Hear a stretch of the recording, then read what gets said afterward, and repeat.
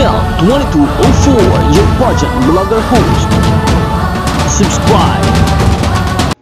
Magandang araw mga ka-pageant. Nasa pinakamatinding yugto na tayo ng Miss International 2025 Grand Finale. At heto ang balitang nagpagulo sa buong pageant community. Pasok sa top 5 ang ating pambato na si Myrna Isguera. At matapos ang nerve-wracking na Q&A round, opisyal nang ipinahayag ang resulta. Philippines as 4th runner-up. Isang napakalaking karangalan para sa ating bansa. Habang tinatawag isa-isa ang top 5 ay halos walang kumikilo sa venue at sa live stream chat. Kabado ang lahat, pero nang marinig nating sinabi ang Philippines, sigawan, kainan ng confetti, yakapan ng mga Pinoy fans. Makikita sa mukha ni Myrna ang gulat, tuwa at pasasalamat. She looked calm, elegant and very queenly habang tinatanggap ang milestone na ito. Sa Q&A ay maayos at diretso ang sagot ni Myrna. Klaro ang message, heartfelt at delivery, at consistent sa kanyang advocacy na education for all.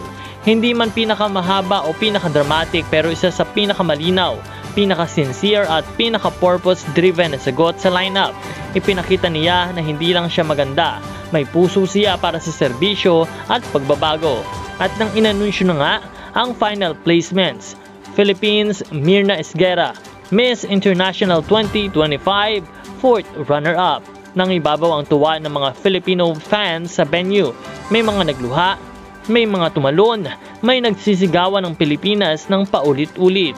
Ang performance ni Myrna mula top 20, swimsuit, evening gown, top 10, top 5, Q&A ay solid, malinis, consistent at pangreyna. Isa itong tagumpay na hindi lang si Myrna, kundi tagumpay ng buong Pilipinas. Tunay siyang inspirasyon, tunay siyang ganda na may layunin. Congratulations to our very own Myrna.